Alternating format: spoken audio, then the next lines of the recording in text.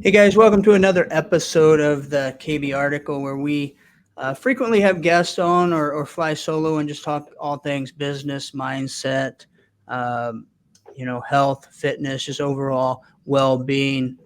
And today I am excited to welcome Christy Johnson from Magnetic Cultures.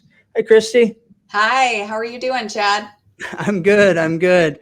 Say, we haven't known each other that long, so I don't know where this is going to go. But when we met a couple weeks ago at a chamber event, I believe, Council Bluffs Yes. Chamber, and just your energy and stuff was appealing. So I'm like, okay, we need to chat. And then when we chatted, it's like, okay, you need to be on the podcast because you've got a lot of value to drop, and especially as it revolves around culture and you've got a depth of experience. So take a few minutes to just kind of tell us about you, what you've done, what you're doing, kind of where you come from, those sorts of things.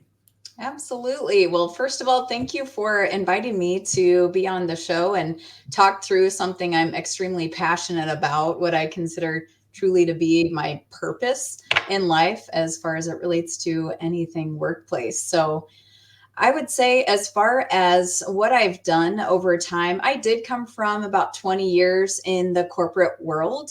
I was in healthcare staffing for all of that time at a couple of different companies.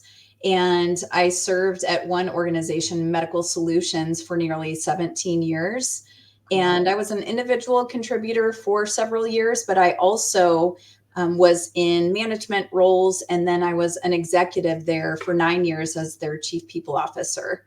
So I was able to oversee people and culture for the organization here in Omaha and any of our satellite offices. So really, from that perspective, I was able to learn and grow what people and culture was truly all about, which really lit that fire for me to be able to make a difference, not only for the organization and the organization's bottom line, but also the people who work in our offices and throughout the organization.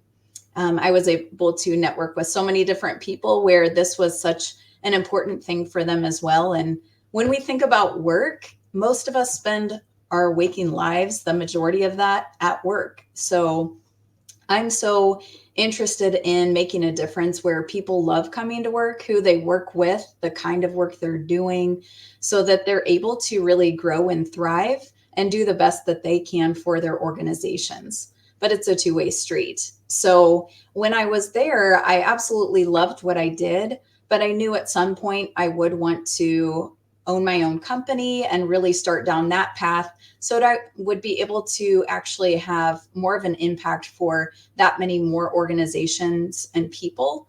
Because I've just noticed looking around, whether I'm at family events or out with friends or traveling, so many people just get that terrible feeling in their stomach on a Sunday evening where they don't want to go to work the next day. Yeah. And it seems like there's just this plague where people are disengaged and they're really kind of doing the bare minimum just to get by and collect that paycheck, but they're not doing the best that they absolutely can do personally and honestly for the business.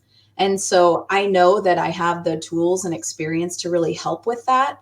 And so I really couldn't sit by anymore and not take the chance. And it is a risk to start your business, but I'm a risk taker, and I think that the impact outweighs that. And so I really wanted to start Magnetic Cultures and do just that, to truly partner with business leaders to create those custom magnetic cultures so they can attract and retain top talent and ultimately thrive. Yeah. So that's what I focus on today, and I do that in a few different ways, but that's really where we're at today at Magnetic Cultures. No, that's awesome. And I can attest it's a much needed uh, expertise out there, and businesses. I'm in several different groups, right, and talk to a lot of entrepreneurs and business owners. The number one challenge is I don't have enough people, right? If I had enough people, I could scale to the moon, Right. and or I don't have enough good people, right? And so what you're doing is kind of addressing that. And, I've always been told it and I'm going to butcher this saying, but if you're doing what you love to do, you never have to go to work, right? And I think that's true to an extent, but you got to add a little bit to it. It's also love who you do it with. And so it's not just about you, it's those around you. And that's what you do. But you were working in a large organization, or maybe Medical Solutions was smaller. Just from what we see on the outside, seems like a big organization. Yes. How do you kind of bring that expertise down into the small business, say 5 to 10 employees versus the big bureaucracy that may be in such of a bigger company? Yes, that's a great question. And to be honest, I have had client companies with as few as 7 people, all amazing people. But even when you're looking at leadership, even towards, just the C-suite of those smaller organizations, it really starts there because they have to be laser focused and very clear with what is the vision of their organization and how do they want to approach that? What's their strategy behind it? So it always starts really at the top. And so I was able to work with those leaders to really bring some of that to life. And it helps because when you are a smaller organization starting out, which I have to say, I absolutely love startups and those that are in growth mode. To me, they are the most fun. And those do tend to be those smaller organizations because you can try new things, you can change them quickly. And it helps to have input from people along the way and collaborate on what that looks like for them. So it is customized to that organization and the people involved. And so with that, having a smaller organization, it's great because it starts when you have more than one person. So even with 2 people, you might have communication challenges. You might have gaps in what really both want to accomplish. So even any organization, 2 or more, it makes sense to be able to really set the foundation of what that's going to be. So everybody's on the same page with what that looks like. And then from there, it filters down to the departments and managers and direct reports that really roll up to them. So it is something that makes a difference right out of the gate. It's much easier to create good habits from the start than it is to try and correct poor habits or things that might have crept in that are a little bit more toxic once an organization is bigger. It's possible, but it's much more difficult. Yeah, no, that's a huge point right there. And that was just kind of what was going through my head as I'm thinking. I'm reading a book right now. I forget the author. Shame on me. I was going to bring it. But it's 3 things a CEO does. Mm-hmm. And it's one of the main things is the culture, right? The money, the people, the culture. Mm-hmm. Those 3 things. And it's very important. And one of the sections in that book, and again, I'm not going to articulate it as clearly as they did, but was really focused on the process of bringing the right people in. Yes. Is that something you focus on? You just kind of alluded to it that, you have to start at the beginning. Mm-hmm. Right?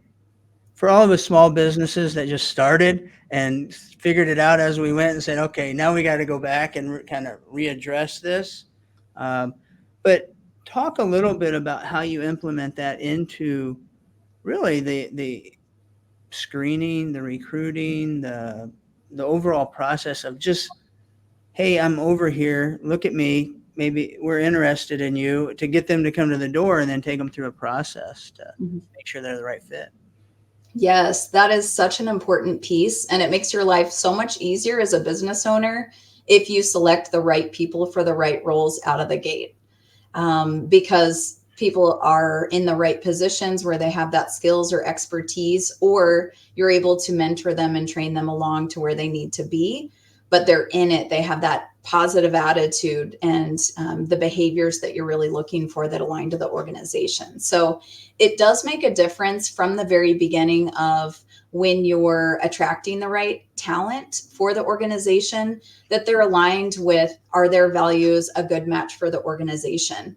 Do they feel like they would be someone who could really contribute to the vision of the organization? Do they have skills or experience? And to be honest, skills and experience, it can be taught and groomed over time. There are many roles that you don't have to fill with people who come to the table with experience, but then the focus needs to be on grooming them and growing and developing them into those roles. Yeah. And so it's so important when you're looking at hiring the right people that it's not just about the skills and experience, but also the cultural aspect of that. Is there good alignment on that? Some people really want to be part of an organization that just moves and moves fast, and they're constantly changing and they thrive in that environment. And others, that isn't for them. They want something that's a little bit more slower paced, or they care more about just the mission of the organization and different things like that. So a values match and what they can bring to the culture as more of a culture add. Is the organization better off when you hire that employee? Are they better off? Now, when organizations just hire to hire, so for lack of a better phrase, just throw a warm body in the position just because you need to fill it, that's usually not a great way to do it, because most likely, more often than not, they're not a good fit for the position. There will be more challenges, more time spent with that person. They might become disengaged or bitter or complain to everybody, and they are more of a cancer to the team because it was a bad fit to begin with. Right. And so it's really important to get the right people in the right seats out of the gate, and to create a process that is airtight with finding the right people. And even before that, it's all about your brand, your employees, and who you are as an organization. You're a brand. What you do internally becomes the external. So what people see from the employees there, what they see on social, what they hear with their family and friends when they're out about the organization. It really starts well before somebody's hired, but those are pieces that are really important with people when they're looking at joining an organization. Yeah, no, that's fantastic. Uh, in the book, it kind of laid out a 4 or 5 step process. Right? I don't know. Have you read the I have not read the 3 elements of a CEO, or the things they focus on. I haven't read that one I yet. might send you a clip of that chapter, but it really, the first interview is culture, and they come in, they spend a few hours with the people they're going to be around and the work and everything. Then they send them away with homework, and they follow up with them in 48 hours, say, are you ready to move to the next step? And then they come in and they talk about, it was culture first, the skill set, or no, culture, I'm missing one. Third was compensation, and maybe second was skill set. Maybe there's just 3. But anyway, they send them away each time with different homework. There's like 4 or 5 steps they have to go through before they even make a final decision. And it's a decision both sides are making, right? They want to make sure. So that is very important. How would you say, so that's one of the keys to retention, right, is hiring the right people. What about when you say culture, a lot of times people think, okay, we're celebrating birthdays, for August, right? That's Tuesday in the break room. What really is culture? It's more than that, right? Absolutely. So culture is more than a foosball table or happy hour or those types of things. Those are great ways to connect people and build those social connections and relationships within an organization. There's still value in that, but that isn't the culture. Ultimately, the culture truly is how people interact within the organization, how decisions are actually made, how people treat each other. So regardless of those special events or things like that, it's truly how the organization operates together between its people. When you walk into an organization, within the first few minutes, you can usually feel the culture. And you can tell, are people warm and welcoming? Are they helpful and friendly? Which also ripples out to the clients and customers that they work with. Or when you walk in, has anybody helped you and it's been 20 minutes? You're just waiting. And when that happens, also, are they rude or acting like you're a bother by being there? You can really tell how things operate, how people are with others through the culture. And that's what it's truly about, living the values that are important to that organization. How does a business that's kind of been in business 5, 10, 15, well, however many years, maybe it's a couple, they kind of just going through the motions, they're growing, they're bringing people in. How does one just say stop and let's figure out what we got to do and start down this path? Yeah, that's a great question that many organizations ask. And the reality is, we'll never just stop. Culture happens by default or by design. So, no matter what, even those organizations that have been around for 5, 10 years doing their thing, they have a culture. But is it the culture that they are really envisioning? Is it what they really want for their business and their employees?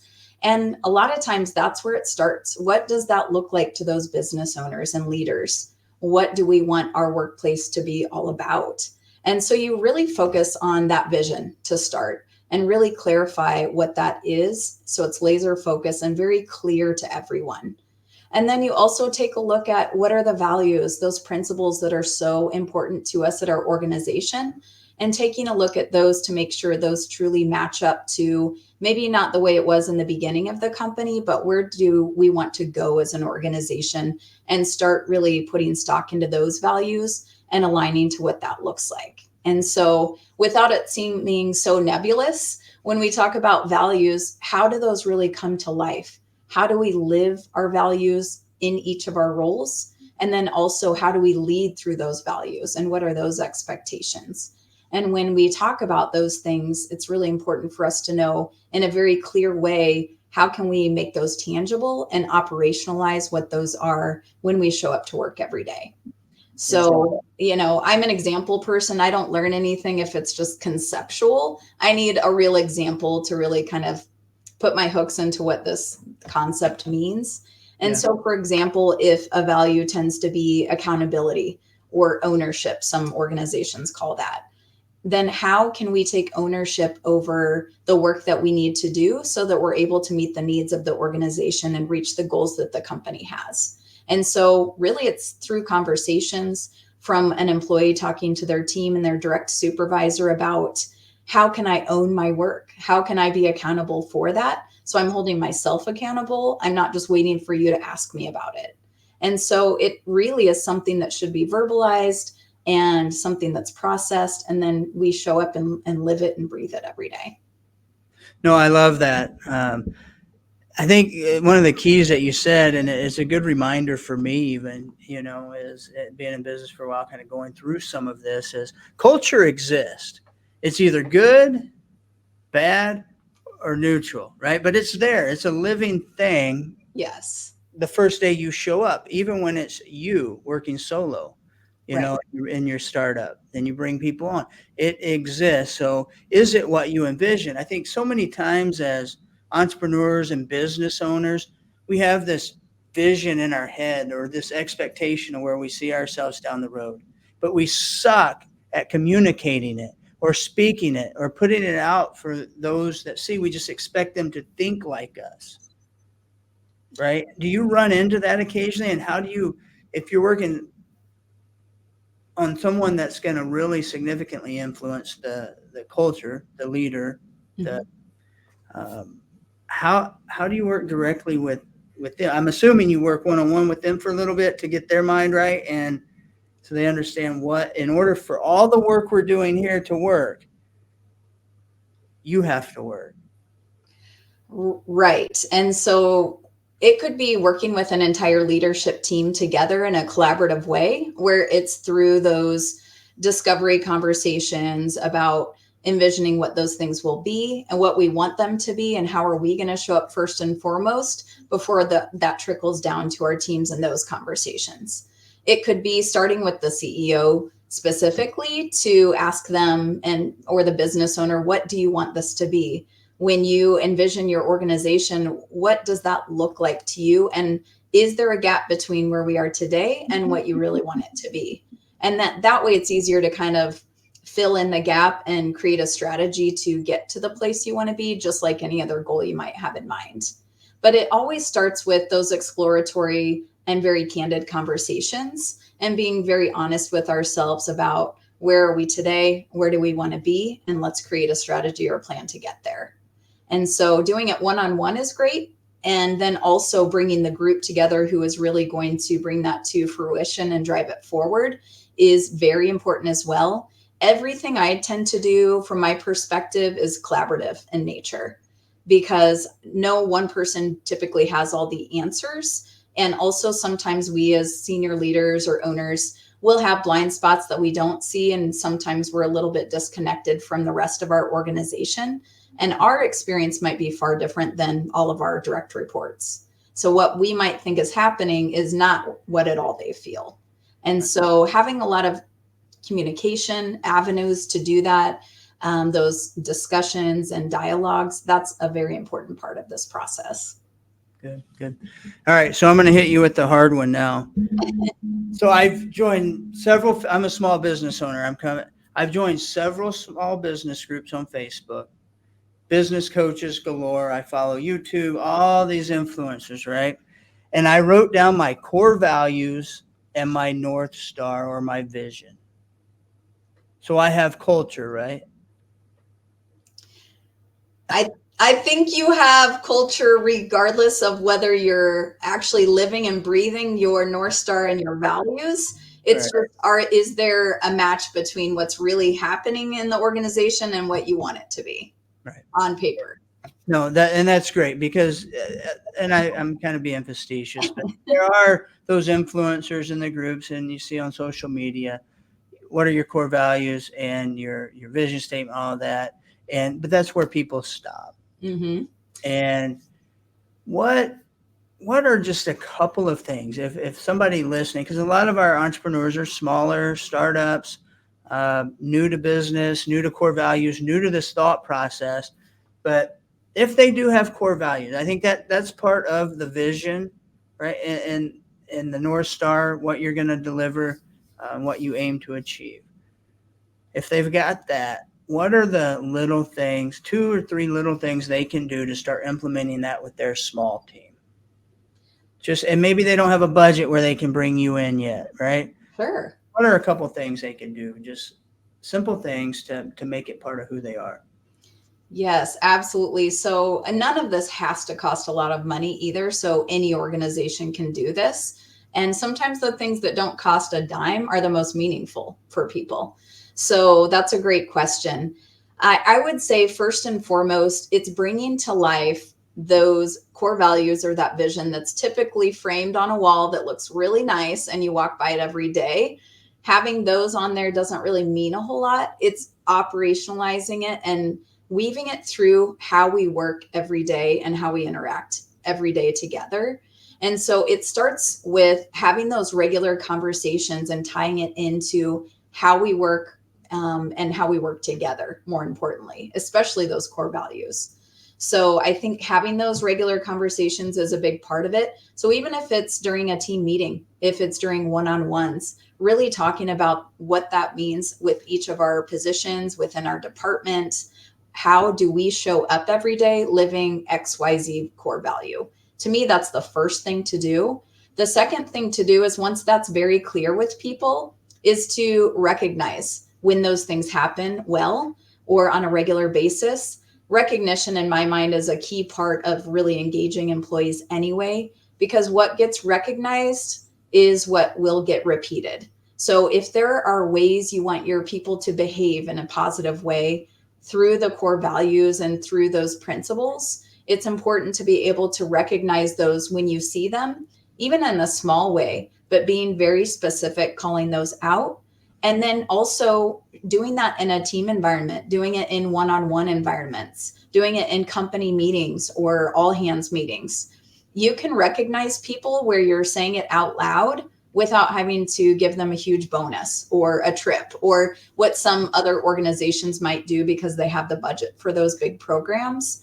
Really saying something in a very genuine, authentic, and clear way goes a long way with letting people know, oh my gosh, first they noticed that I did that, that I was great to my teammate, or I really owned that project, or whatever is illustrating that core value. But then it helps them to know, okay, this is where they're setting the bar. Apparently I exceeded that. I want to keep doing that again because they recognized it. They took note and they even told everybody on our team in our meeting. And now you feel good, more confident as an employee, and you want to do it again. You tend to repeat those behaviors and shows other people on your team, oh, this is what they expect. Okay, well, I'm going to do that too. No, that's solid. We have core values. We have North Star. We went through about 3 or 4 years ago some cultural shifts, the water cooler talk, the bad eggs. We had kind of went to the C-suite and just kind of stayed there and didn't really monitor and oversee everything, just kind of the numbers. And then the trends kind of were shifting, calls were coming in, complaints were, and we got to look and say, we kind of left that open. But now we're being very intentional at every meeting that we have. We have a Monday huddle, 45 minutes to an hour, kind of sets the tone for the week. And everybody has to go, we go around the table and say, what's an example of one of the core values you lived this week? It can be you, it could be somebody you saw, on the team living one of them, or collectively the whole team, but going through those. And it's been powerful. We started that a few months ago, and it just, the energy is more positive even when it's tough. Mm-hmm. Right? We're business, we're going to have tough moments, right? We're going to have tough conversations, but I think it helps everybody because it brings togetherness, and it's kind of like we're on the same page. So it's almost like a family member. You can have those hard conversations with family and still be okay. Right. It helps do that. I mean, and I can see it firsthand. So I love what you're sharing, love what you're doing. So kind of sum it all up. You're probably the most important role within a business, right? I would like to think so, but honestly, we all play an important role. They're just different. Yeah. No, that's good stuff. And I love what you're doing. Christy, where can people find you? Follow you, social media? I know you're on LinkedIn, but. Absolutely. Yes. So I am on LinkedIn. I'm definitely involved, and I show up there most of the week where I have posts and things like that. I also have my website, magneticcultures.com. Honestly, what I prefer the most, though, is a coffee chat or just catching up with somebody in a very casual way. I am a very informal person. I love just real, honest, genuine conversation where I can maybe add value somewhere or help someone out. That's what I care about, is making the difference there. So I would say I'm up anytime for a coffee chat, whether it's virtual or in person. Either way, I think conversation is where it all begins. Well, hey guys, if you get a chance, or you're asking yourself about your culture, where's your culture in your business? Is it where you want it to be? If it's not, and you have some questions, reach out to Christy. I don't think she's going to send you a bill to have a 15-minute conversation, Right. to get to know you and kind of see what your problems are and see if she can help. So I highly recommend it. She got a good positive energy. She worked with Medical Solution, which is at least in this area, a very large corporation, growing, expanding fairly fast. I think they were in Inc. 500 for multiple years, and now they've just blown up, right? So she knows her stuff. She's now working with us, the power of the economy, the small business owner, the entrepreneur. So be sure to look her up on LinkedIn or any of the social and connect with her. Christy, I appreciate you taking some time with us. Thank you so much for having me, Chad. I appreciate it. This was a lot of fun. Thank you for the invite.